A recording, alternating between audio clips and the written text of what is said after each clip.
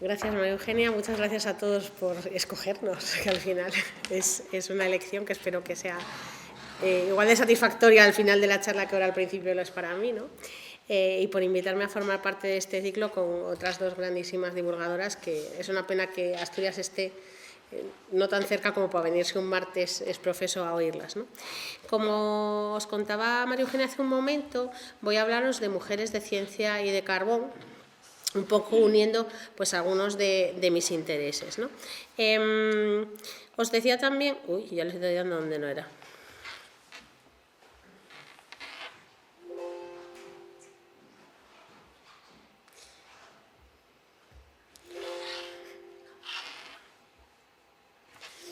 Venga, sé bueno, no me hagas esto la primera transparencia. Vale, voy a pasar al método, dije.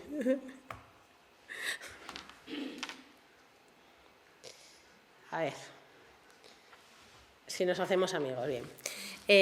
Trabajo en un instituto del CSIC, que es el Instituto de Ciencia y Tecnología del Carbono, que es este que ven en la foto aérea, pero hasta hace, bueno, que depende del Consejo Superior de Investigaciones Científicas, y el Consejo Superior de Investigaciones Científicas es el organismo público de investigación más importante de España. Ahora mismo somos más de 120 centros de investigación. También desde hace un par de años se han incorporado al CSIC tres centros nacionales, que son el Instituto de Oceanografía, el Instituto Nacional de Investigaciones Agrarias y el Instituto Geológico Minero, y pues somos en total alrededor de 15.000 personas que investigamos en áreas de conocimiento tan diferentes como puede ser la geología o la filosofía, ¿no?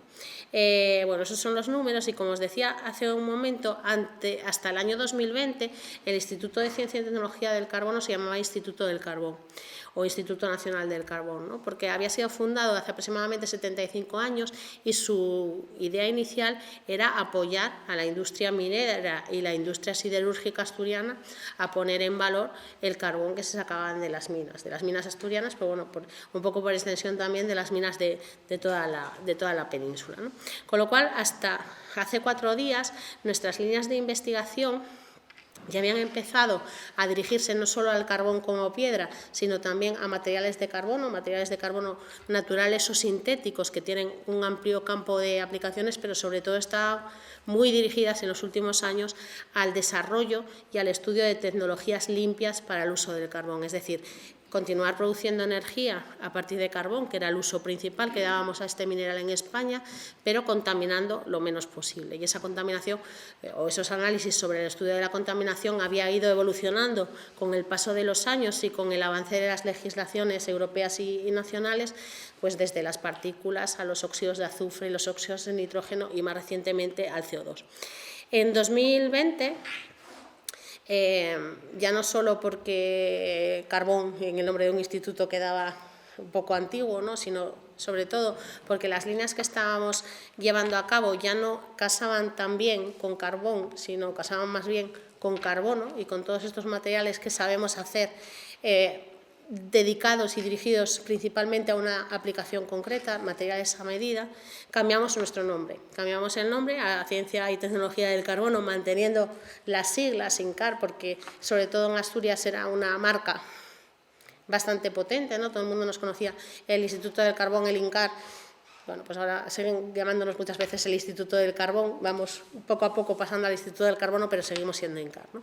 Y nuestras líneas de carbono, nuestras líneas de investigación se han centrado en esas dos: la preparación, el diseño, la síntesis y la caracterización de materiales de carbono de muy altas prestaciones, materiales de carbono que, por ejemplo, tenemos en nuestros dispositivos móviles, los teléfonos, las baterías de los teléfonos, las baterías de los ordenadores, que son el punto crítico de estos dispositivos, además por donde primero fallan, lo que condiciona su vida útil, contienen en su interior unos materiales de carbono que son claves para este funcionamiento.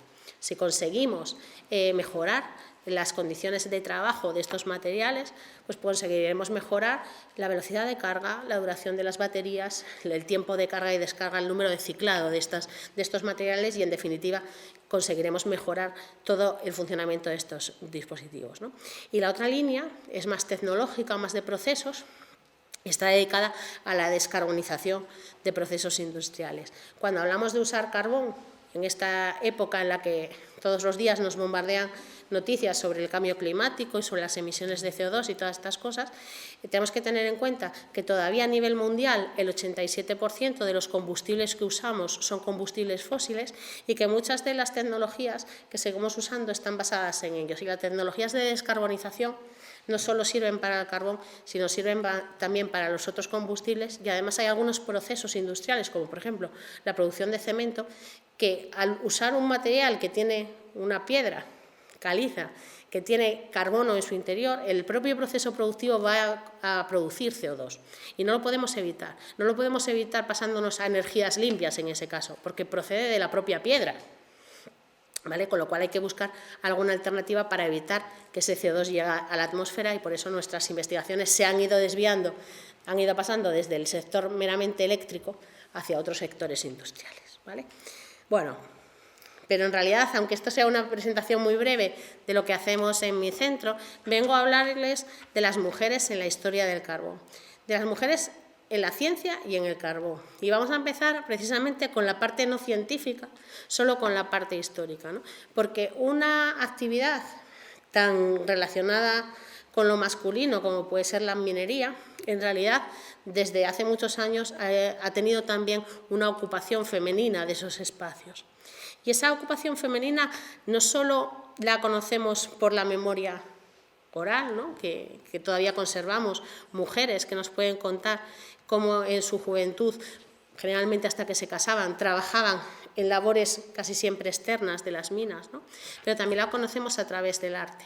Y estas son dos muestras, una de un autor asturiano, José Uría, y otra de un autor belga, que tiene una serie dedicada a la minería, donde hay muchas representaciones de mujeres mineras, mujeres que no se ven muy bien aquí, pero si buscan el cuadro o cuando luego se edite la charla que se vea con más detalle, tienen lámparas de mina. No estaban haciendo labores de exterior como las que tenemos en el cuadro asturiano, ¿no? Que se dedicaban en las escombreras a separar, los finos de carbón y a quitarles restos al mineral que no se podía vender, ¿no? Las carboneras que hacían una limpieza de los carbones antes de ponerlos a la venta. Aquí estamos hablando de vagoneteras y de mujeres que bajaban al interior de las minas.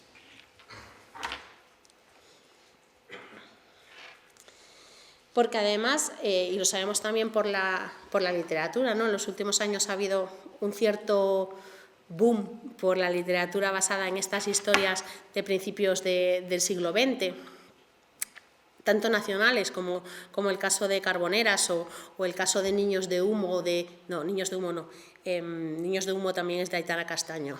Hay un libro de Noemí Sabugal, que es de Ponferrada, que también habla de estos temas de carbono, pero incluso grandes bestsellers como el que inicia la trilogía de Ken Follett, que habla precisamente de toda la historia del siglo XX, narra cómo las mujeres y los niños estaban vinculados en todas las actividades de minería, porque entre otras cosas los mineros a principios de siglo cobraban por el volumen de carbón que eran capaces de sacar, con lo cual sus familias se dedicaban a sacar las cestas de carbón desde las galerías hasta el exterior, porque ese era tiempo que el cabeza de familia no tenía que emplear en esas tareas y podía seguir picando y podía seguir ganando dinero.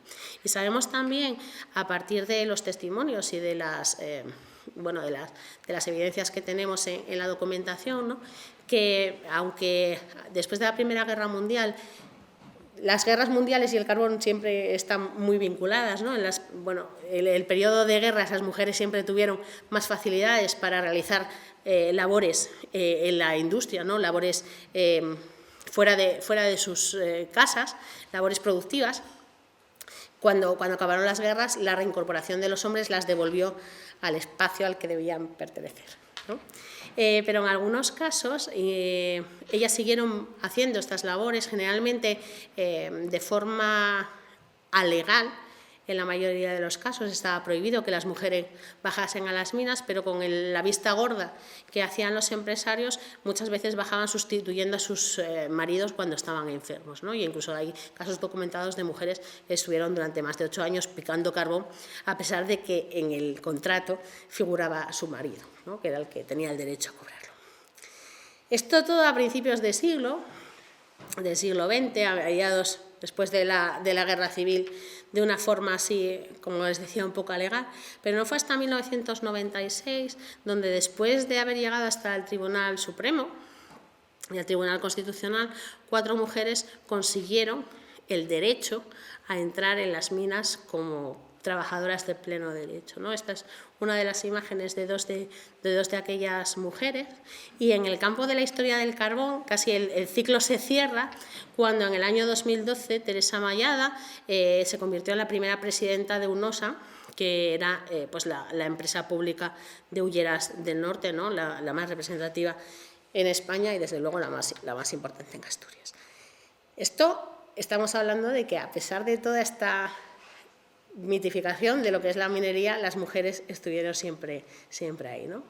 Pero es que no solo estuvieron en la parte social de la minería o en la parte productiva, también estuvieron desde el inicio incluidas en la parte de la historia de la ciencia del carbón. Yo hoy les quiero hablar de 5 gigantas de la ciencia. Gigantas de la historia de la ciencia del carbón, y me voy a explicar por este gigantas, ¿no? Estamos acostumbrados a oír esta frase que normalmente se atribuye a Newton, que es: si he logrado ver más lejos ha sido porque me he subido a hombros de gigantes, pero que en realidad no es del siglo XVII, sino que es medieval, ¿no? Ya tenemos algunos manuscritos medievales donde ya se representa esta imagen de estar subido a hombros de gigantes incluso, y esto de a hombros de gigante es un leitmotiv en las obras de divulgación de la ciencia y un montón de cosas. O sea, es como el título por defecto que le podemos poner a un libro si queremos hablar de ciencia, ¿no? Pero si se dan cuenta, siempre hablan de gigantes, ¿no? En la gran parte de las historias de la ciencia, el papel que contamos de las mujeres es cuando menos anecdótico. Muchas veces a Émilie du Châtelet se la conoce exclusivamente como la amante de Voltaire, cuando fue una de las personalidades más importantes para traducir la física newtoniana y hacer la corriente oficial en Francia, ¿no? Así que las gigantas están prácticamente desaparecidas, pero bueno, hace un par de años una autora, una física, que también colabora con Naucas, escribió un libro de haikus de ciencia, lo que se llama haikus, que son composiciones basadas en unas obras japonesas de 3 versos con una estructura muy concreta, ¿no? Siempre tengo que contar los versos, 5, 7, 5, bueno, hay dos combinaciones de longitud de los versos, ¿no? Pero que intentan en una estructura exclusivamente de 3 versos traducir un concepto, ¿no? Dar una imagen. Y en este caso, a hombros de gigantas, pues son una serie de biografías de científicas que están limitadas a estos haikus, o como dice la propia autora, cuantos de ciencia que en su afán por seducir habitan versos.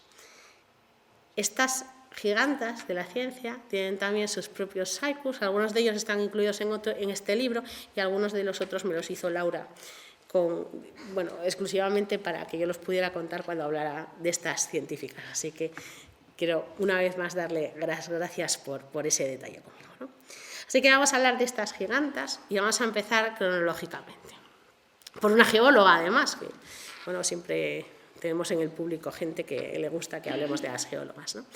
Mary Stopes, que nació en Edimburgo a finales del siglo XIX, en realidad es poco conocida por su faceta científica, sino que es más conocida como ser la persona que creó la primera clínica de planificación familiar en el Reino Unido, una clínica que todavía sigue operativa en países en vías de desarrollo, ¿vale?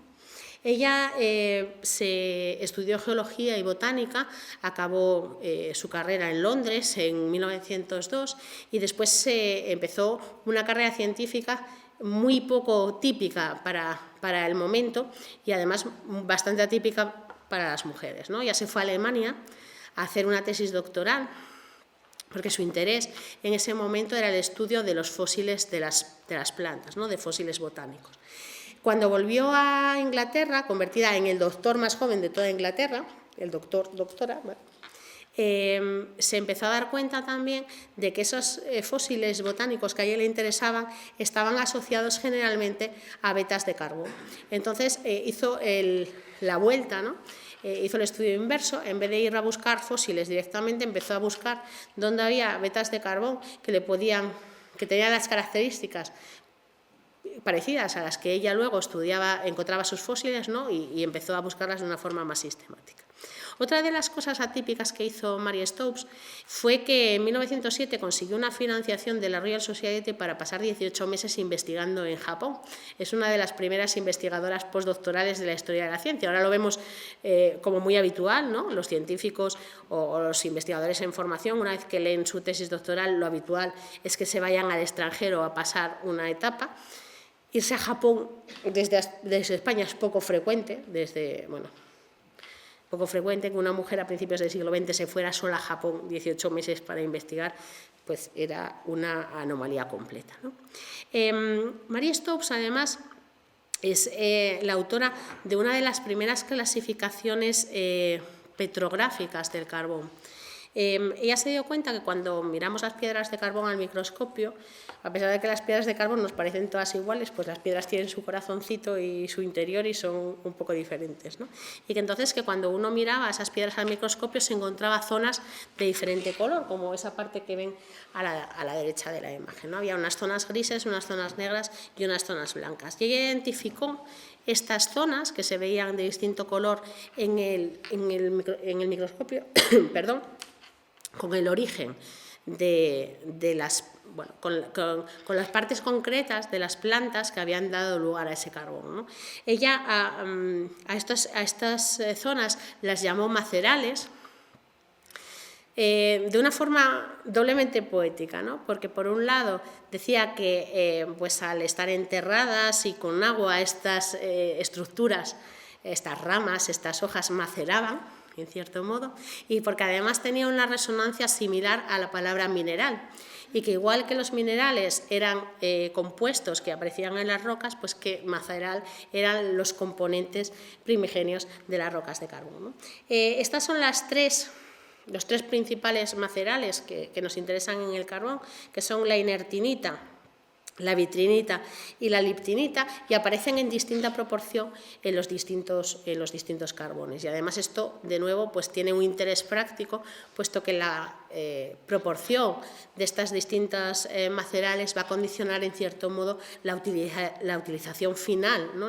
Para qué puede servir ese carbón. Y en este sentido hay dos tipos de carbones muy claramente identificables si lo pensamos a nivel industrial, que son los carbones que sirven para producir coque y por tanto usarlos en una acería, y los carbones que no sirven para esa producción, ¿no? Los carbones que sirven para hacer coque son más escasos y por tanto son más caros. Laura le hizo este haiku, ¿no? Al microscopio te revela el carbón sus macerales. También relacionada con la estructura y en cierto modo, con una trayectoria parecida, porque también se fue al extranjero, ¿no? Tenemos a Rosalind Franklin. Rosalind Franklin puede que sea una de las científicas que en los últimos años más reconocimiento ha ganado, por una historia que les voy a contar a continuación, pero desde el punto de vista de los que la conocemos por su faceta del carbón, no solo ha sido injustamente tratada como mujer, ¿no? Como mujer olvidada en la obtención de un premio Nobel, sino que si nos limitamos solo a hablar de esa investigación que condujo a desentrañar la estructura del ADN, pues también nos olvidamos de todo el resto de su producción científica, que fue completamente asombrosa para los años en los que estuvo activa. Ella nació en Londres en 1920 y estudió química en la Universidad de Cambridge. Estudió química y en la Universidad de Cambridge, cuando ella acabó la carrera en 1941, no le dieron el título de licenciada en química, porque la Universidad de Cambridge en ese momento solo expedía títulos a varones, a pesar de que las pruebas eran las mismas para hombres y mujeres. Es decir, imaginaros que estáis en la universidad o en cualquier curso, que hacéis los mismos exámenes, los corrigen igual, pero luego a la hora de darte el título a unos se lo daban y a otros no se lo daban. Hasta finales de los 50, me parece a principios de los 60, Cambridge nos pidió títulos a mujeres, que es una cosa muy loca porque es que es de hace 4 días, ¿no? Bueno, ella, como os decía, acabó la carrera en 1941. 1941 ya estamos metidos en la Segunda Guerra Mundial, ¿no?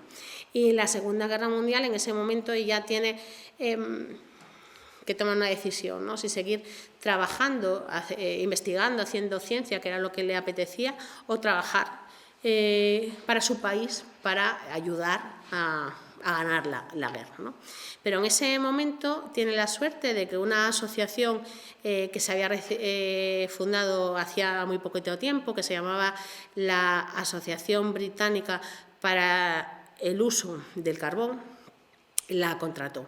Y el carbón, igual que contaba antes, que tenía mucho interés en las guerras, en la Segunda Guerra Mundial no solo era muy importante porque como fuente, como combustible, ¿no? Y como producto completamente imprescindible para mover barcos y para mover tropas y cosas así, sino que también empezaba a tener un interés estratégico más allá, ¿no? Por la Segunda Guerra Mundial fue la guerra química también y los materiales de carbono empezaban a utilizarse como protectores en las máscaras antiguas. Pero en ese momento pues no se sabía muy bien qué características tenía que tener un carbón para que una máscara antigas funcionase adecuadamente. De hecho, no se sabía responder esta pregunta, ¿no? Porque unos carbones eran más permeables al agua o a los disolventes o a los gases que otros. Y ella lo que empezó fue un estudio muy sistemático para determinar la densidad de estos materiales, entre otras cosas, ¿no? Cuando tenemos un carbón, en realidad es como cuando tenemos una esponja. Las esponjas naturales tienen unos agujeros grandes, pero si nos fijamos en los agujeros grandes, pues tienen agujeritos dentro, ¿no? Si nos fijáramos en el microscopio en un carbón, pues tiene una estructura que podría ser semejante a las raíces de un árbol, unos poros más grandes, retorcidos, con ramificaciones, ¿no? Ella se dio cuenta de algo que ahora nos parece muy evidente, que es que si utilizamos una molécula grande para llenar ese volumen y saber cuánto del volumen de la esponja o del carbón es hueco y cuánto es volumen de piedra de verdad, pues si utilizamos una molécula grande, esa molécula no va a ser capaz de llenar los poros pequeños del carbón. Esto ahora nos parece muy evidente, pero claro, en ese momento pues no era evidente, ¿no? Y que si usábamos moléculas más pequeñas, pues podríamos llegar hasta más abajo en la estructura porosa del material y por tanto tener una idea más cercana a la realidad de cuál era la porosidad de este carbón. Ella hizo una serie sistemática con distintos gases y llegó a la conclusión de que lo que había que usar es helio, que es lo que se sigue utilizando hoy en día para determinar la densidad de los materiales, ¿no? Gracias a una mujer que fue Rosalind Franklin. Por estos descubrimientos, pues escribió la tesis doctoral y sí que consiguió el título de doctora, ¿no? El SciQ que le hizo Laura refleja precisamente este hecho, ¿no? Los túneles de carbón recorridos por moléculas de helio, porosidad al descubierto. Y luego se fue a Francia, a seguir estudiando materiales de carbono. Y se empezó a estudiar con una técnica que llevaba ya unos años utilizándose, pero que todavía estaba en desarrollo, que es la difracción de rayos X, que permitía conocer la estructura de los materiales, es decir, permitía pues tener una idea de cómo se orientaban las moléculas que componen el material en el espacio. Esto hasta ese momento se había estudiado con moléculas muy ordenadas, por ejemplo con el diamante o con el grafito, que tienen una estructura muy estable, muy homogénea y que se pueden conseguir trozos grandes de material con esa estructura, pero empezó a utilizarlo en unos materiales desordenados, fragmentados, que no tienen una estructura tan clara como los otros, ¿no? Se dio cuenta que cuando nosotros cogemos un material de carbono y empezamos a calentar, conseguimos un cierto grado de orden y eso mejora la detección por estas técnicas, pero que había algunos materiales que con los que no se conseguía ese ordenamiento, ¿no? Esto hizo que distinguiera entre materiales de carbono grafitizables, que se pueden ir pareciendo más al grafito, y no grafitizables, y esto de nuevo fue un hito que todavía aparece en las introducciones de las tesis doctorales, porque también las características y las propiedades de los materiales grafitizables y no grafitizables son distintos, ¿no? Esto es cómo funciona la técnica de difracción de rayos X. Lo que hacemos es lanzar un haz de rayos X y el cristal, la pieza, los dirige a direcciones diferentes, ¿no? Los dirige a direcciones diferentes y esas direcciones dependen de cómo estén ordenadas las moléculas en el cristal, ¿no? Con lo cual, ahora lo que obtenemos son espectros como estos de arriba, ¿no? Que cuando tenemos picos muy finos son materiales ordenados como el grafito, y los de abajo, que son unos picos así más churros, son los del carbón.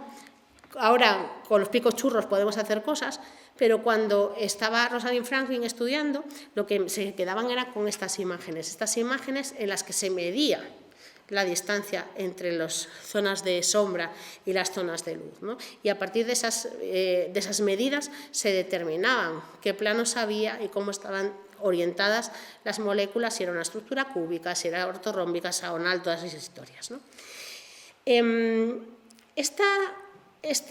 Bueno, esto es un poco la idea, ¿no? Cuando tenemos una estructura ordenada es como están ustedes aquí, en la sala, ¿no? Y la de abajo, las estructuras desordenadas, son como están los de Pine of Science, que están en el bar todos desordenados, ¿no? O como estamos en un concierto, o como estamos en un concierto de rock. Claro, un espectador de fuera, cuando ve una sala y toda la gente en su sitio, se hace una idea rápida de cómo es. La de abajo es mucho más difícil interpretar, ¿no? Este tiempo que perdió poniendo a punto métodos que le permitiesen conocer en profundidad unos materiales complicados, desordenados, que daban muchísima lata, como eran los materiales de carbono, fue lo que realmente le sirvió a Rosalind Franklin para cuando volvió a Inglaterra y empezó a estudiar las moléculas de ADN, porque las moléculas biológicas también son desordenadas y con humedad y con un montón de cosas que a lo mejor no son lo que te interesan, pero que son difíciles de separar, ¿no? Fue lo que le dio las herramientas necesarias para poder hacer una foto que realmente permitiera decir, es una doble hélice, que eso es la gran contribución de Rosalind Franklin. Watson y Crick, en su artículo, no tenían ni una sola prueba de lo que afirmaban. Las pruebas estaban en los resultados de Rosalind Franklin, a los que ellos habían tenido acceso de forma completamente inapropiada, porque les habían enseñado la foto sin que ella lo supiera, y que acompañaban, era el artículo que continuaba el suyo en la página posterior de la misma revista, ¿vale? Y esto, para que veáis cómo de importante es la foto, la famosa foto 51 de Rosalind Franklin es aquella que se ve la X ahí y las rayitas y en la que se puede medir, y las fotos que obtenían hasta ese momento son esas de ahí. Es una foto de lo mismo, pero claro, pues con esta difícilmente se podía hacer nada, ¿no? Pues Rosalind Franklin. Rosalind Franklin murió en 1958 y en el año 1962 su jefe, uno de sus colegas en el laboratorio, el que enseñó la foto a Watson y Crick,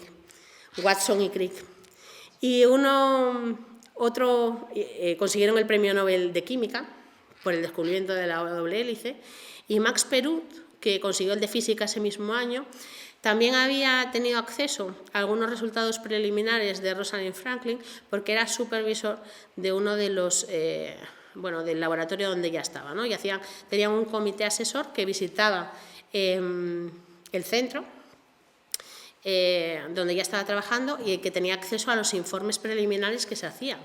Y de forma también no oficial transmitió parte de esa información a Watson y Crick porque no sabía que era confidencial. Bueno, los cuatro consiguieron el premio Nobel en el año 62. En ese año 62 Rosalind Franklin ya había fallecido. La norma de que los premios Nobel no se entregan a personas fallecidas es de los 70, no de los 60, y solo Wilkins en su discurso tuvo unas pequeñas palabras de reconocimiento del papel que había tenido Rosalind Franklin para el descubrimiento del ADN. Os decía al principio que Rosalind Franklin probablemente es una de las figuras que en los últimos años más repercusión ha tenido, de la que más se ha hablado. ¿Por qué? Sí, murió en el 58 y bueno, esto ya parece que está superado. Pues porque a finales de los años 60 James Watson escribió una autobiografía sobre este trozo, ¿no?, de la historia, el descubrimiento del ADN, en el que le reconocía el papel a Rosalind Franklin, su contribución, pero hablaba de ella de una forma tan despectiva y tan misógina y tan para apretar la pajarita y dejarlo ahí en el sitio, que la gente que la había conocido, sus compañeros, sus colaboradores, tuvieron una reacción inmediata, ¿no? Y empezaron a hablar de ella otra vez y a decir, a ponerla, bueno, en valor, a hablar de ella, a darle el reconocimiento que se merecía, ¿no? Es decir, esta imagen, este retrato que tú estás haciendo de Rosalind Franklin, que es una persona además que no se puede defender de lo que tú estás diciendo, es completamente inapropiado y falso, ¿no? Y eso fue, pues en cierto modo, un revulsivo para que ahora conozcamos mucho la figura de Rosalind Franklin, pero solo esos 3 añitos en los que se dedicó al ADN, la parte de carbón, que es mucho más prolífica, ¿no? Además, ella cuando se fue de King's College, que era donde estaba haciendo esto, le prohibieron seguir investigando en ADN, ¿no? Y se fue a trabajar con ARN. Tanto en carbón como en ARN tiene unas contribuciones muy importantes. Si nos quedamos solo en que hay pobrecita que hizo la foto y no se la reconocieron, también le estamos quitando nosotros, en cierto modo, el valor que tenía como científica, ¿no? Porque estamos quedándonos en la anécdota. Y no, pues es una de las primeras personas que empezó a tener también fotos decentes sobre el virus del mosaico del tabaco, que es uno de los virus que ahora son más estudiados, ¿no? Porque se utiliza como modelo para muchas otras cosas, pero también sus contribuciones allí fueron muy importantes. Uno de sus estudiantes, Aaron Klug, que empezó a trabajar con ella en el virus del mosaico del tabaco, también consiguió el premio Nobel. Con lo cual es probable que el del 62 no se hubiera dado, pero es probable que el que hubiera recibido, el que luego recibió Aaron Clark, ¿no? Que sí se acordó de ella a la hora de hacer este discurso de agradecimiento. Y no sé si sabéis lo que es esto, pero resultará familiar. No sabéis lo que es, pero bueno, es una estructura que en cierto modo nos resulta familiar a todos porque es exactamente la misma estructura que tienen los balones de fútbol o de balonmano, ¿no? Un pentágono rodeado de hexágonos, pero en realidad esta molécula es lo que se llama un alótropo de carbono, que es una palabra muy fea, pero lo que significa es un compuesto de carbono puro que se ordena de una forma diferente. O sea, alótropos de carbono son, por ejemplo, el grafito y el diamante, que todos los identificamos, y el fulereno es otro de ellos, ¿no? El fulereno y la ciencia del carbono en general parece que es una cosa como rara, ¿no? Vengo aquí yo a hablaros de la ciencia del carbón y antes de oírme hablar habréis pensado que aquí hay poco que contar, pero en realidad en los últimos años ha habido un boom de descubrimientos de materiales de carbono, ¿no? En los 80 en el 85 se descubrieron los fulerenos, que son esas moléculas esféricas de carbono. El que os ponía hace un momento que daba vueltas es solo uno de ellos, el más abundante, pero se pueden hacer desde 20 átomos de carbono hasta cientos de átomos de carbono. Como os decía, los descubrieron en el año 85 y les dieron el premio Nobel en el año 96. En el año 91 descubrieron, también entre comillas, los nanotubos de carbono. En este caso lo de descubrieron entre comillas, hablaremos un poco luego porque es entre comillas, ¿no? Y este descubrimiento no tuvo premio Nobel, pero soy asturiana y tuvo premio Princesa de Asturias, así que me vais a permitir que lo ponga casi a la misma categoría, ¿verdad? Pues eso, agradezco que estéis de acuerdo conmigo. Y en el año 2004, 2 investigadores de Manchester consiguieron aislar el grafeno, que es algo que parece que suena mucho últimamente, ¿no? Y les dieron el premio Nobel en el año 2010, con lo cual algo que dices tú, ¿qué investigan? ¿Cómo puede haber un instituto que se dedica exclusivamente a estudiar estos materiales? Pues ya veis que tenemos ahí muchas cosas, ¿no? Y estos 6 señores que veis aquí, aparte de tener el Nobel o la medalla de la Fundación Princesa de Asturias, tienen otro premio en común que solo se ha otorgado a 9 personas, que son a estas 6 y a otras 3, a los otros 2 que se le atribuyen el nacimiento de los nanotubos en los 90 y a una mujer que es Millie Dresselhaus, y es la medalla de la Sociedad Americana del Carbono, o la Carbon Medal, ¿vale? Que es la medalla de méritos extraordinarios de la Sociedad del Carbono. ¿vale? Pero que solo se ha dado en 9 ocasiones, 5 de los ganadores tienen el premio Nobel y solo se ha dado de forma individual una sola vez. A esta mujer de la que vamos a hablar después, ¿no? A la que no se la dieron fue a Agnes Oberland, que tiene mucho que ver con esta historia de los nanotubos, ¿vale? En realidad, si tuviéramos un folio y hacemos un tubo con él, y pensamos que eso es una capa de átomos de carbono, eso sería un nanotubo, ¿no?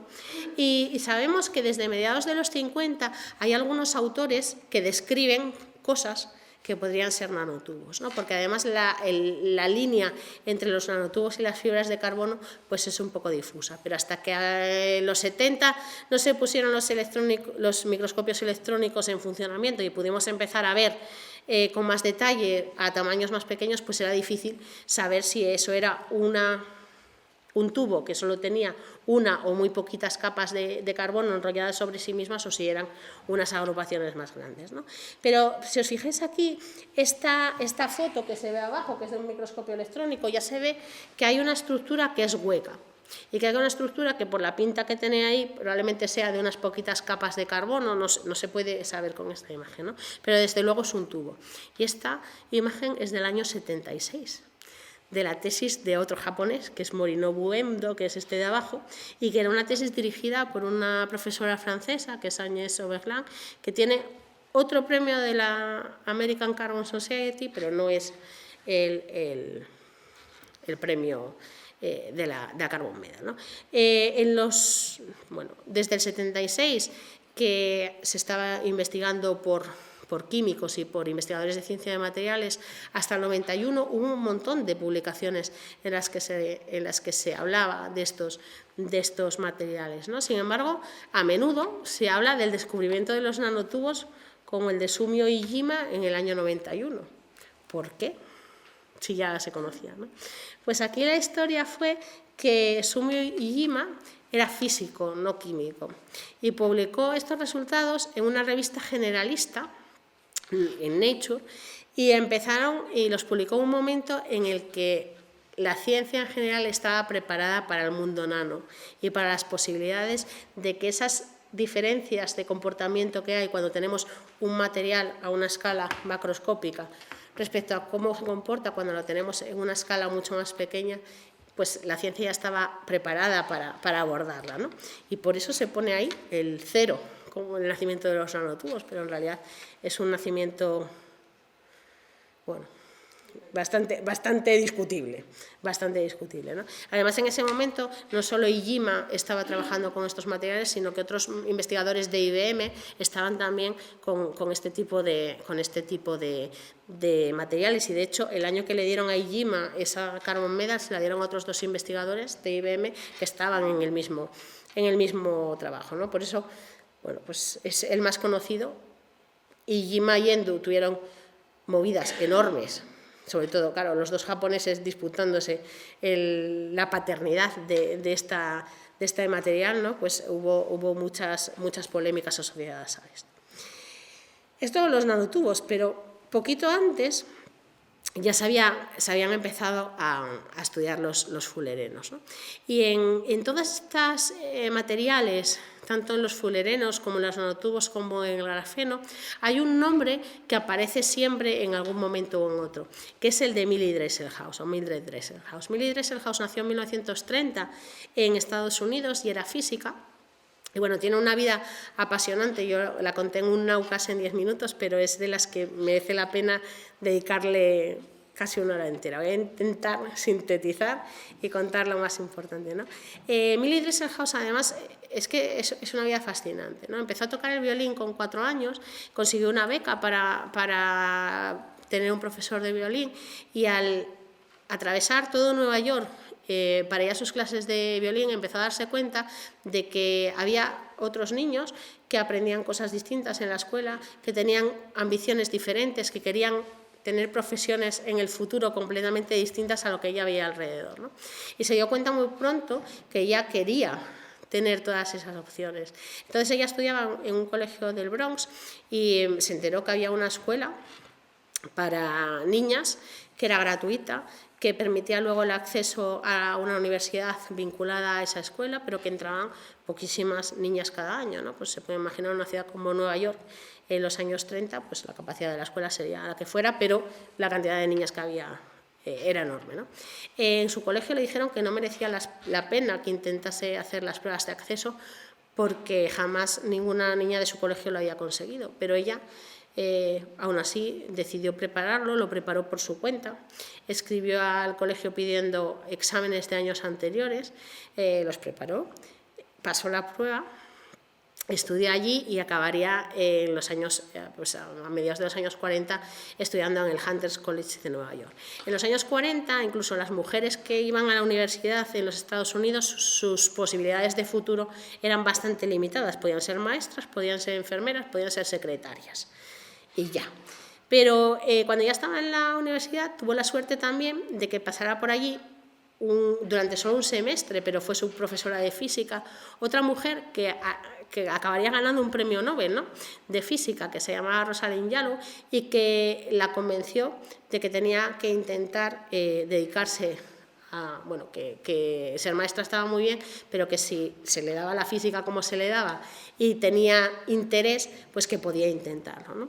Le escribió numerosas cartas de recomendación, la animó a presentarse a una de las primeras becas Fulbright de Estados Unidos y acabaría pasando un año en el mismo college en el que Rosalind Franklin había estudiado, aquí cerrando los círculos con unas y otras, ¿no? Luego volvió a la Universidad de Chicago, se casaría allí con un señor que se llamaba Dresselhaus, porque su nombre de soltera era Spiva, que era de origen polaco, y en el momento en el que ya se habían casado, que eran los años 60, que ya tenían uno o dos niños, uno fijo y otro en camino, me parece, tenían que tomar una decisión sobre su futuro profesional. Y en Estados Unidos, en los años 60, todavía había leyes muy estrictas sobre el nepotismo en la academia, lo que implicaba que había muy pocas instituciones que les permitiesen a ambos miembros de una pareja trabajar en la misma universidad o en el mismo laboratorio, ¿no? Ellos tuvieron dos ofertas, una en IBM y otra en un laboratorio que dependía del MIT, del MIT, del Instituto Tecnológico de Massachusetts. Decidieron irse al MIT y en ese momento, que como os decía, ya tenían al menos un hijo, lo único que les dijeron, eran los dos físicos, lo único que les dijeron en el Lincoln Laboratorio donde se incorporaron es que tenían que cambiar de tema de investigación, que no siguieran investigando y estudiando lo que habían estado haciendo hasta ese momento, ¿no? En ese momento, Millie Dresselhaus, buscando un tema nuevo, decidió escoger algo conservador. Se dio cuenta de, bueno, tengo aquí a una niña, tengo intenciones de tener más, no puedo competir en igualdad de condiciones de competitividad, de dedicación de horas, de disponibilidad con otros de mis compañeros, voy a buscar un tema que no sea demasiado resultón, que no esté de moda, un tema que me permita ir a mi ritmo y trabajar con un poco de tranquilidad sin tener pues esa presión, ¿no?, de que a ver si está otro investigando lo mismo y me adelanta y lo publica antes que yo. En ese momento decidió estudiar materiales como bismuto y grafito, ¿no? Y esta decisión de dedicarse a los materiales de carbono, que fue tomada como conservadora, la permitió situarse en el perfecto punto de salida para ser considerada una de las personas que más sabía de toda la química del carbono y que asistió desde primera fila y metida en todos los charcos al desarrollo que acabamos de ver de los materiales de carbono de la segunda mitad del siglo XX, ¿no? Y lo hizo, pues eso, un poco por casualidad. Lo que empezó haciendo fue estudiar empezó a estudiar láseres, ¿no? Y aplicando láseres a estos compuestos, al grafito, ¿no? Y se dio cuenta de que cuando aplicaba el láser al grafito y lo que quería hacer, bueno, eran unos compuestos de intercalación, generalmente se formaban una serie de compuestos que en ese momento no se sabían lo que eran, pero que tenían unas ciertas características que siempre eran muy parecidas, ¿no?, cuando se metían en un espectroscopio. Y le dio la pista a los de los fullerenos, es decir, ¿por qué no estudiáis estos restos que quedan por aquí. Y fue ahí donde se descubrieron los fullerenos, ¿no? Y hasta ahí en el GIF con la pelota de grafeno.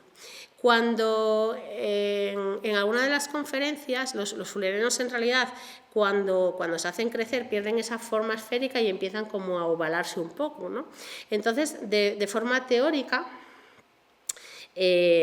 predijo que si esas moléculas se alargaban muchísimo, acabarían teniendo forma de tubos, los nanotubos de carbono, ¿no? Además, no solo... no tengo por aquí, sí.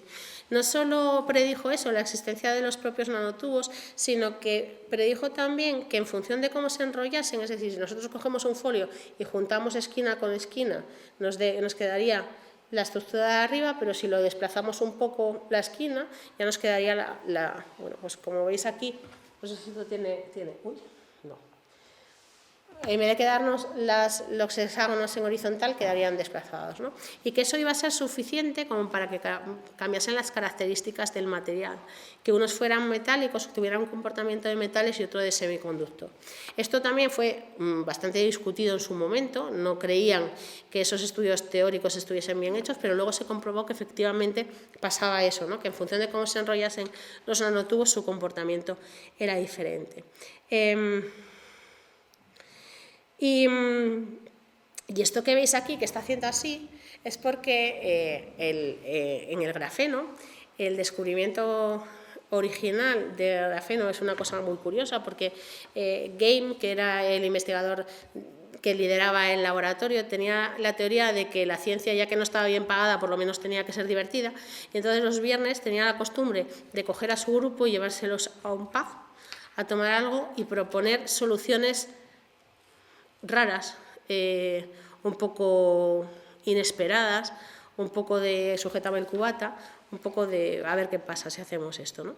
Y en una de estas dijeron, bueno, estamos intentando conseguir una capa de espesor atómico de grafito, ¿qué pasa si cogemos una cinta adhesiva, un trozo de grafito y le vamos quitando, y le vamos quitando capas, ¿no? Y fue así, fueron al laboratorio, cogieron un trozo de grafito bueno, no grafito de los lápices como hago yo en los coles, cogieron un trozo, cuando nosotros ponemos un trozo de celo sobre algo que está impreso y levantamos el celo con cuidado, parte de lo que está impreso se nos ha trasladado al celo, ¿no? Si volvemos a doblar, vamos quitando capas y en el último caso, cuando ya a simple ojo no se ve nada, lo llevaron a un soporte de microscopio y vieron que efectivamente ahí tenían una única capa de grafito, de espesor atómico de carbono, que es lo que se llama grafeno, ¿no? Y aquí Mili, en esto que hace así, como de quitar el celo, lo que estaba contando en esa conferencia es que esa idea de ir quitando capas al grafito, lo había intentado ella y no le había salido, porque en vez de quedarse con el celo, se había quedado con el grafito. Había intentado pues, quitarle capas suficientes, pero con esto, ¿no? Bueno, aparte de todo eso, fue una incansable promotora de las mujeres en la física, ¿no? Cuando en los 70 la nombraron parte de una comisión para valorar los candidatos que querían estudiar en el MIT, se dio cuenta de que los criterios de valoración de hombres y mujeres eran diferentes en los 70. ¿Vale? Y entonces pues trabajó para que los criterios fueran los mismos.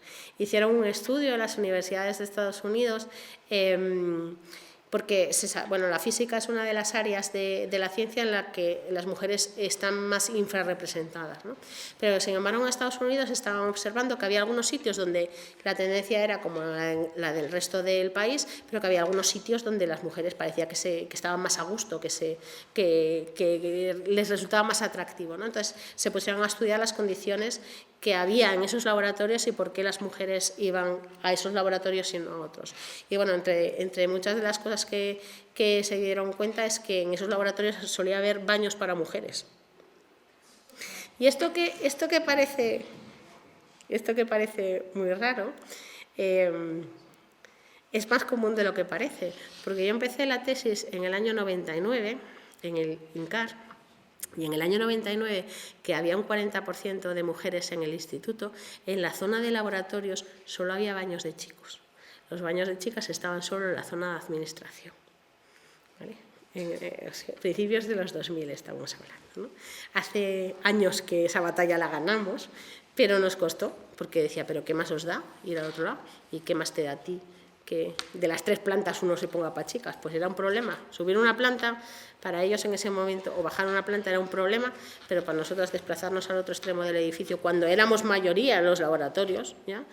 Pues era una cosa... No entendían por qué nos estábamos poniendo así. Pero bueno, afortunadamente eso ya pasó, ¿no? Pero yo es que cuando leí esto de la biografía de Emily Dresselhaus me entró mucho la risa hasta que luego me puse a pensar en la situación aquí, ¿no? Bueno, entre otras de las condecoraciones que tienen, no tiene el premio Nobel.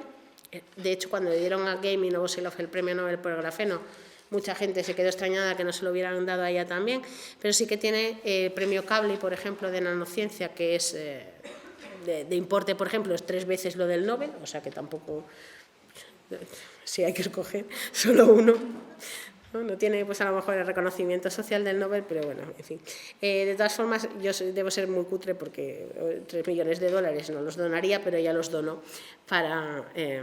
precisamente para promover actividades relacionadas con la promoción de las mujeres en la física, ¿no? Y tiene, por ejemplo, pues la medalla civil de Estados Unidos, que es la orden de más alto rango que se concede a civiles norteamericanos, ¿no? Bueno, la llamaban la reina del carbono, no se puede decir más que esto, ¿no? Y Laura lo resume en investigado: el carbono corona a su majestad. Bueno, esta es la medalla de la libertad, que, como les decía, es la más importante de Estados Unidos. Y eso es el grafeno. Y bueno, nosotros en el INCAR no llegamos a premio Nobel, pero tenemos aquí algunas representantes de las que merece la pena contar, y me estoy enrollando muchísimo, como no podía ser de otra manera, ¿no? Y una de nuestras compañeras que trabaja con el INCAR y que es, pues, en nuestro caso la persona más reconocida del instituto, es Rosa Menéndez, que fue la primera mujer que presidió el Consejo Superior de Investigaciones Científicas, que ha ocupado diversos cargos y que empezó trabajando con breas y con análisis de microscopio, como hacía muchas veces Mary Stopes, y que ha acabado trabajando pues en la producción de grafeno como Emily Dresselhaus, ¿no?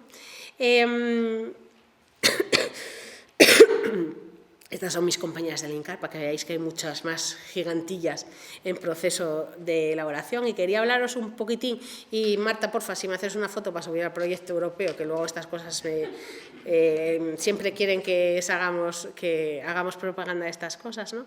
Una de las cosas que estamos haciendo, por ejemplo, en un proyecto europeo relacionado con materiales de carbono, y que además es un proyecto en el que el número de mujeres no es muy alto, pero...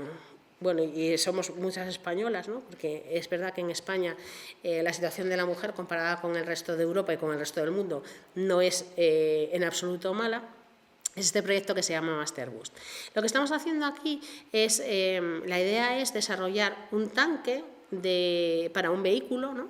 De un prototipo de tamaño grande, de 5 kilos de hidrógeno, que permita alimentar un vehículo pues con este gas, con hidrógeno, ¿no? Estamos barajando distintas... bueno, el proyecto lleva desde el diseño del tanque hasta la construcción, ¿no? Y las pruebas, y nuestra parte consiste en desarrollar un relleno de carbón para ese tanque, para aprovechar las características, esa porosidad de la que hablaba Rosalind Franklin y que está accesible para almacenar cosas, en este caso hidrógeno, y que permitiría no necesitar las condiciones tan críticas de temperaturas bajas o de presiones muy altas que tenemos que utilizar si solo usamos una compresión en el tanque o un almacenamiento en el tanque sin productos, ¿no? Pues en fin, para no pasarnos de la hora, voy a acabar con unas palabras de Rosalind Franklin, que decía que la ciencia y la vida diaria no pueden ni deben separarse, y que creo que, en cierto modo, pues combina muy bien con el espacio, ¿no? Porque la ciencia es parte de la cultura, y saber de ciencia, saber un poco también de la historia de la ciencia, siempre es enriquecedor para todos, y quedo a su disposición por si tienen preguntas o aclaraciones o cosas así.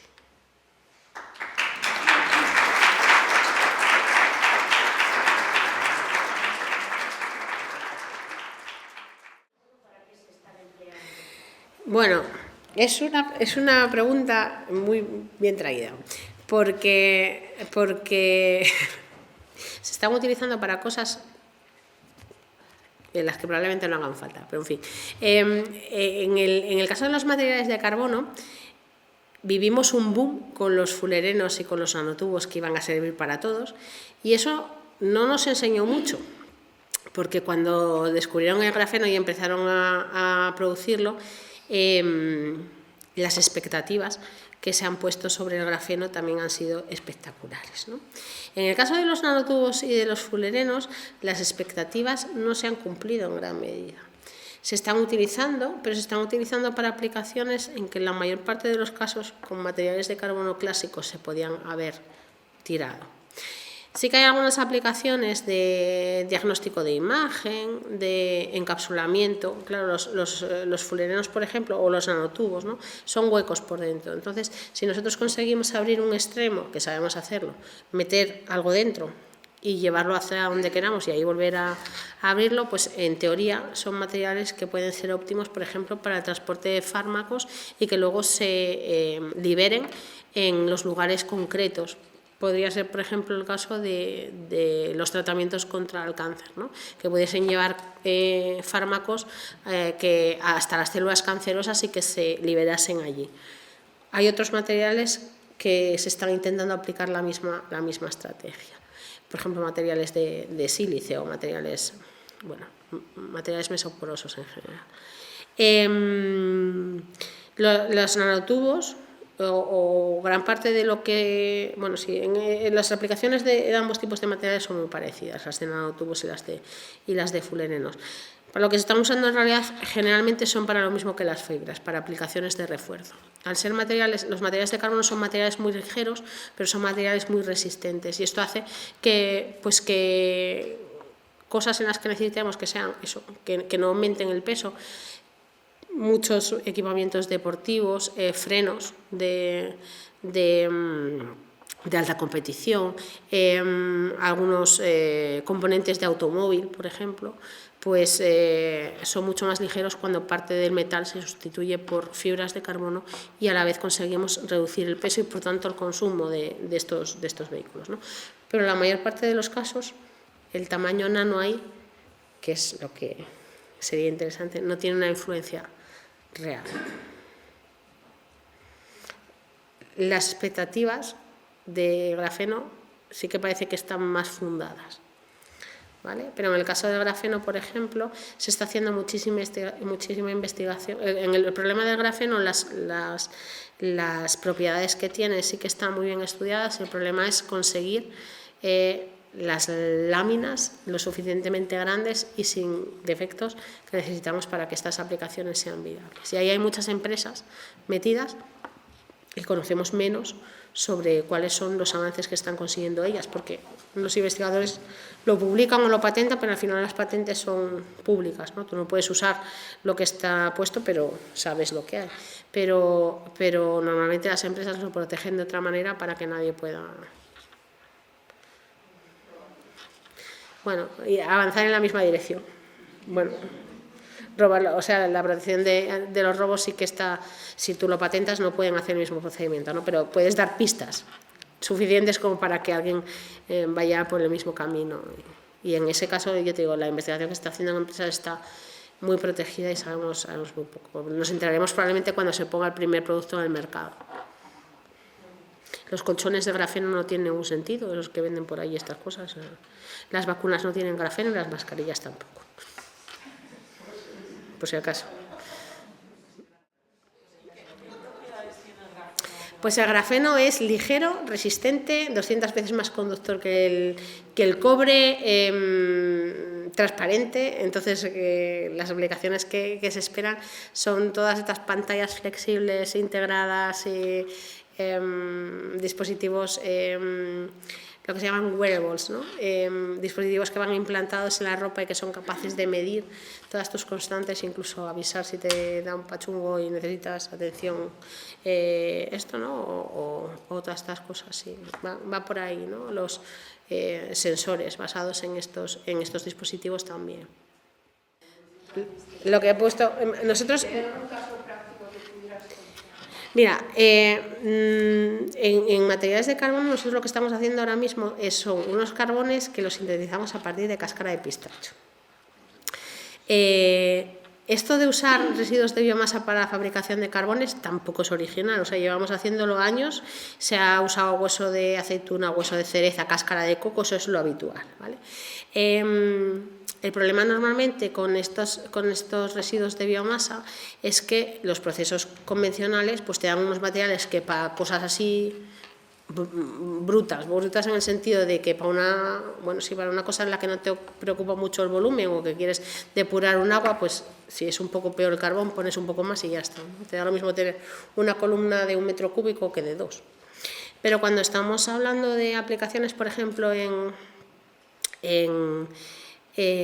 un vehículo, ahí las limitaciones de peso y de volumen son mayores, porque nadie quiere tener un coche que le ocupe lo que sería el almacenamiento, ¿no? El tanque de la gasolina, para entendernos, la mitad del maletero, ¿no? Quieres que ocupe lo que ocupa un coche porque no quieres renunciar a otro espacio, ¿no? Y no quieres tampoco que aumente el peso a lo loco, porque todo lo que aumente el peso vas a consumirlo luego para mover el vehículo.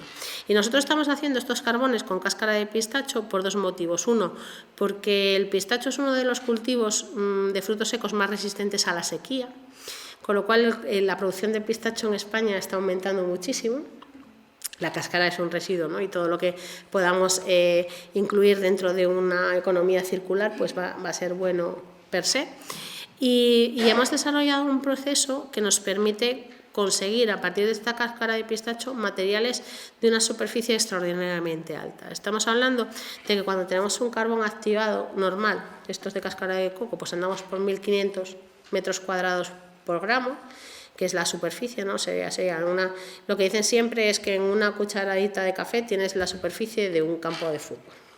Nosotros lo que estamos haciendo aquí es desarrollar un proceso en el que ese control de cómo generar esa porosidad lo tenemos medido casi hasta el detalle, ¿no? Lo hacemos en unas condiciones tales que podemos llegar hasta 3000 metros cuadrados por gramo y que además hacemos los agujeros del tamaño que nos interesa para que luego ahí se guarde el hidrógeno. Se guarde el hidrógeno dentro del tanque, de forma que no necesitemos estar a temperaturas de 77 Kelvin o de cosas así, de unos cientos de grados bajo cero, para poder tenerlo como hidrógeno líquido, que también tiene una penalización energética, y tampoco tener muy altas presiones en el tanque. O sea, estamos jugando ahí con las condiciones que nos permitan que no sea un engorro tener el hidrógeno allí, ¿no? Pero necesitamos eso, necesitamos unos poros de un tamaño determinado para que el hidrógeno sea capaz de entrar y salir también a una velocidad adecuada para alimentar un motor que sería una pila de combustible, ¿no? Es verdad que cuando hablamos de este tipo de vehículos, los vehículos de hidrógeno ahora mismo no están pensados o no creemos que en los próximos años vayan a sustituir a los vehículos, a los automóviles, ¿no? Porque es verdad que el desarrollo del coche eléctrico parece imparable. Pero sí que se prevé un cierto volumen de vehículos de hidrógeno para grandes vehículos, para autobuses, para algún medio de transporte de mercancías, algún camión y cosas así, y sí que hay un interés en desarrollar sistemas de movilidad basados en hidrógeno, ¿no? La Unión Europea lo tiene contemplado entre sus objetivos. Y nosotros en este caso, aparte de usar, como os decía, cáscara de pistacho, estamos haciendo otros carbones sintéticos del todo. Mezclando pues polímeros, en algunos mezclando un poco de agar-agar y algunas otras por ejemplo, a partir de azúcares que se puede hacer, ¿no? Lo que pasa es que, claro, cuando tienes un azúcar refinado, pues el proceso que te lleva a tener un precursor, que sí, luego te da unos carbones chulísimos, pero el coste de todo el proceso hay que tenerlo en cuenta también, ¿no? Y sabemos hacer, pues eso, materiales que no solo modificamos la estructura interna, sino que también podemos controlar el tamaño de las partículas, la forma, e incluso en algunos casos el carácter de la superficie, ¿no? Hay algunos materiales de carbono. Normalmente se dice que los materiales de carbono son hidrófobos, que no absorben agua, pero hay otros materiales de carbono que sí pueden tener una cierta hidrofilicidad, ¿no? Entonces, bueno, estamos jugando con eso. En este caso, como te decía, como absorbentes de hidrógeno. Pues bueno, otros compañeros están haciendo otras cosas y luego estamos haciendo otras cosas sin carbono que también están chulas. Aquí, pues, ¿qué más estamos haciendo? Nosotros tenemos unos proyectos que son, hablábamos antes de catalizadores, ¿no? Y os he contado la parte de absorbentes, y un catalizador es un atajo. Un catalizador es una sustancia que ayuda a que se realice una reacción química disminuyendo la energía que necesita para hacerse. Es un atajo como un túnel. Si nosotros queremos llegar de un punto, no sé, de Oviedo a León y hay que subir Pajares y volver a bajar un trozo, pues, o el Negrón, ¿no? De subir y volver a bajar, pues eso cuesta energía. Es un camino más largo, hay que subir el pico y volver a bajarlo a donde quieras, ¿no? Y hacer un túnel también cuesta recursos. Pero una vez que el túnel está hecho, solo necesitas el mantenimiento. Y ganas tiempo y consumes menos energía, ¿no? Pues eso es un catalizador. Un catalizador lo que hace es que cambia el recorrido de la reacción para llegar del mismo punto A a un punto B con esas condiciones de que sí que necesita un cierto mantenimiento, pero que en teoría, porque luego las cosas en la práctica nunca son tan así, ¿no? En teoría no se gasta el catalizador, no interviene en la reacción.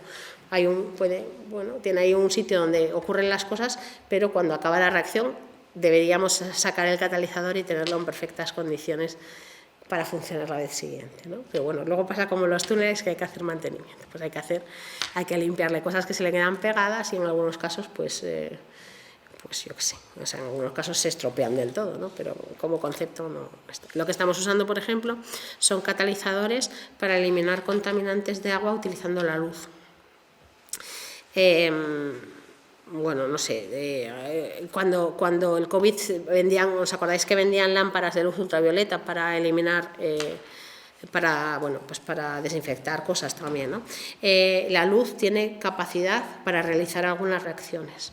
Cuando además de esta luz añadimos un catalizador para acelerar esto, hablamos de fotocatálisis, y lo que estamos usando nosotros son estos procesos de fotocatálisis para eliminar algunos contaminantes del agua que en los procedimientos habituales que hay en las estaciones depuradoras pues no son suficientes para eliminarlos. No estamos hablando de que hay algunos compuestos que empiezan a aparecer en nuestras aguas, que las depuradoras no estaban diseñadas para tratarlos, que puede que no sean en principio demasiado peligrosos para nosotros, por las aguas, pero que puedan afectar al medio ambiente. Por ejemplo, estamos hablando de fármacos, ¿no? y de restos de productos cosméticos.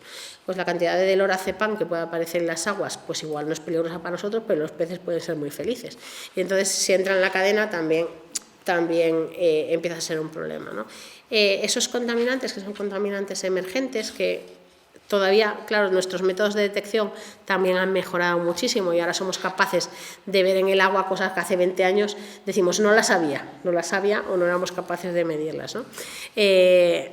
Pues son compuestos que están un poco en el ojo de mira de la Unión Europea y de que pueden comenzar a ser un problema, ¿no? Entonces, pues estamos buscando estos procesos que con la luz y el catalizador lo consiguen convertir en sustancias inocuas, sin más, que también estaría guay. Lo que pasa que ahí el problema es que la mayor parte de los materiales que funcionan con luz ultravioleta. Con la luz solar vamos regular. Y la luz del sol solo tiene un 5% de composición ultravioleta. Entonces, si conseguimos desarrollar catalizadores que sean funcionales, con un amplio, que cojan un trozo de luz más grande, pues mejorará muchísimo la historia. Porque la luz, en principio, está ahí para siempre. Claro, los vehículos, los coches vuestros tienen catalizador todos para eliminar las emisiones de óxidos de nitrógeno. Lo que pasa es que son catalizadores de platino, por eso son tan caros luego cuando hay que cambiar un catalizador, que vale más comprar un coche, ¿no? Ahí también hay todo un campo de estudios, porque hablamos mucho de los coches eléctricos, por ejemplo, y de las baterías, pero no hay litio bastante en el mundo para que todos nos pasemos a un coche eléctrico. Entonces hay otros compañeros que están investigando en cómo hacer baterías que funcionen con otros metales, con sodio, por ejemplo, en mi grupo de investigación. Y también, pues como incluso en las pilas de botón, ¿no? En todas las pilas hay 2 electrodos que son materiales de carbono, entre los que se produce la carga y la descarga y tal, no sé qué. Un poco en función de lo que vayas a usar, si es una batería de litio, de sodio o de otros compuestos, pues hay que optimizar también esos materiales de carbono para que funcionen en las mejores condiciones posibles y te den unas prestaciones lo mejores posible. Y tenemos un montón de grupos trabajando en cosas de electroquímica y en sensores también de... Bueno, sí. El Vantablack mola. El Vantablack, mira, son nanotubos, fíjate. El Vantablack, lo que pasa que está patentado, ¿no? Es el negro más negro del mundo. Y estamos hablando de un pigmento. Un pigmento que está, en realidad es un bosque de nanotubos, todos súper perpendiculares, pues eso, como son tubitos, todos súper alineados, súper bien, y como están tan juntos y son tan negros, atrapan la luz absolutamente, y si tú miras una escultura pintada con eso, te parece que es algo plano o un agujero, y es completamente alucinante. Yo creo que sí que se está usando, pero por cosas así como, no sé muy bien para qué, pero es algo comercial, se puede... Pero mola, o sea, es de esas cosas que dices, mírate los nanotubos que resultan eso. En España, mira, tengo una transparencia que te voy a poner, que la había puesto yo por aquí oculta, pero ya que me preguntas. Hay un 41%, bueno, un 41% del personal investigador español son mujeres. El problema, por encima de media europea, pero por debajo en la alta. Cuando nos vamos a los puestos de más categoría, los que son catedráticos de universidad, profesores de investigación en el CSIC, rectoras, pues ahí nos desplomamos por encima de la media europea.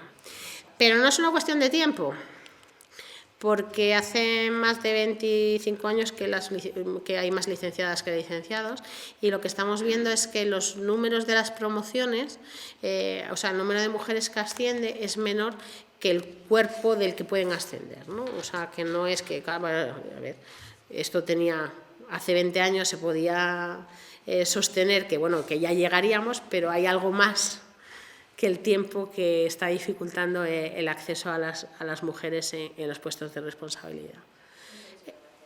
El techo de grafeno, el techo de cristal, el suelo pegajoso, un montón de cosas. Lo que estamos viendo en el CSIC, por ejemplo, es que hace años la gráfica tijera, que es la representación de los porcentajes de hombres y mujeres en las distintas escalas, ¿no?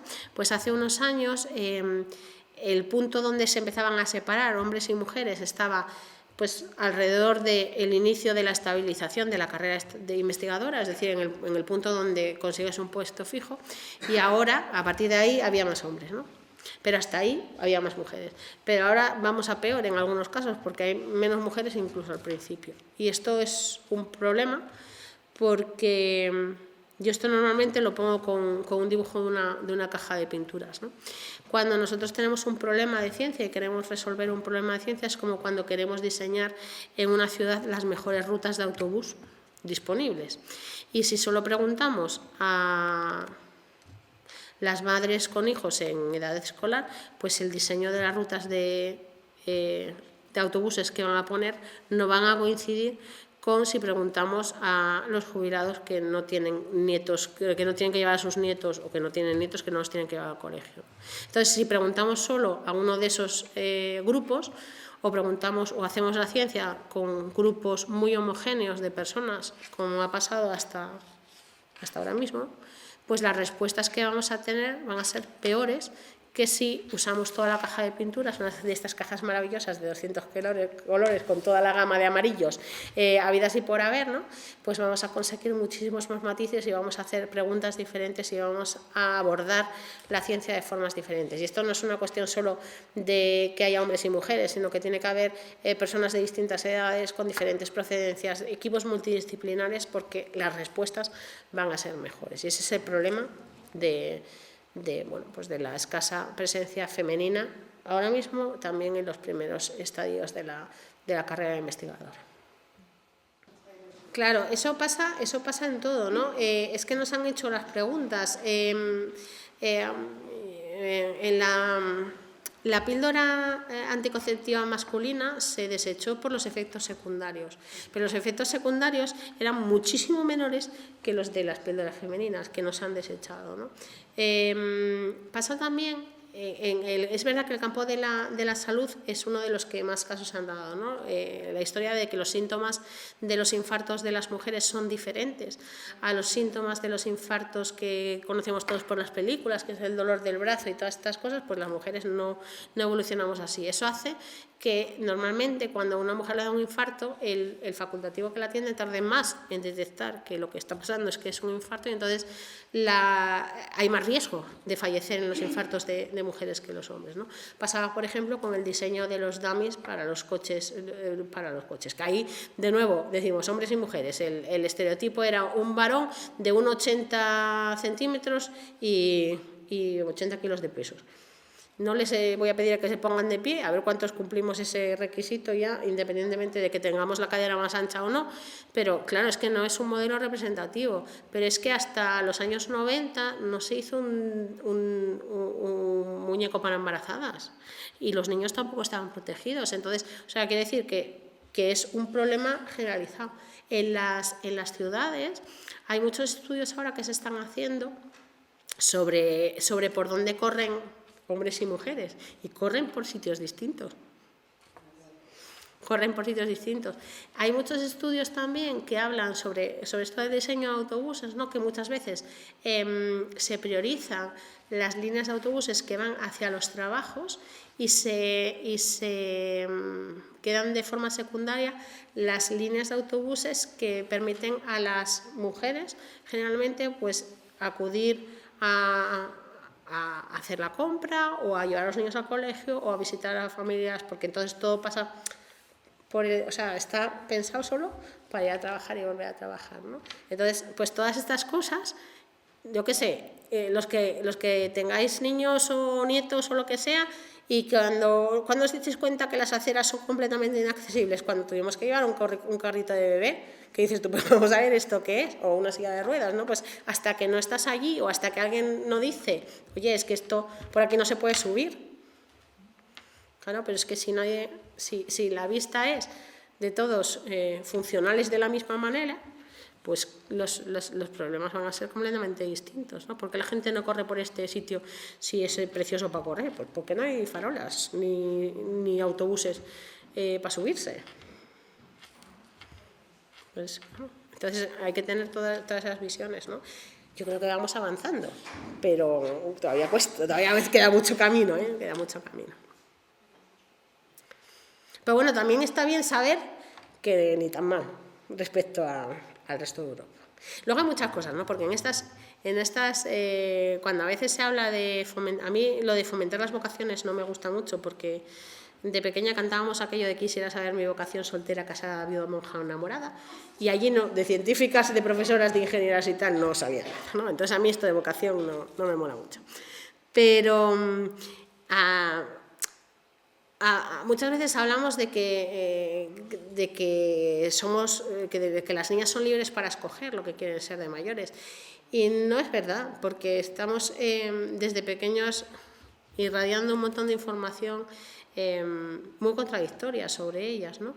Hay una cosa que se llama la paradoja árabe, que se compara con la paradoja nórdica. En los países nórdicos las profesiones STEM están cayendo en picado, y en los países árabes las mujeres que pueden estudiar, que no son todas, y que no se van a dedicar profesionalmente a la ingeniería, ninguna, porque no las van a dejar, pero a las que les dejan estudiar solo por el placer de estudiar, estudian ingeniería, estudian física y estudian cosas así. Y ahí los estereotipos son todavía más fuertes que los que podíamos tener aquí. O sea, dicen, bueno, es que si las niñas no estudian ingeniería será porque no les gusta.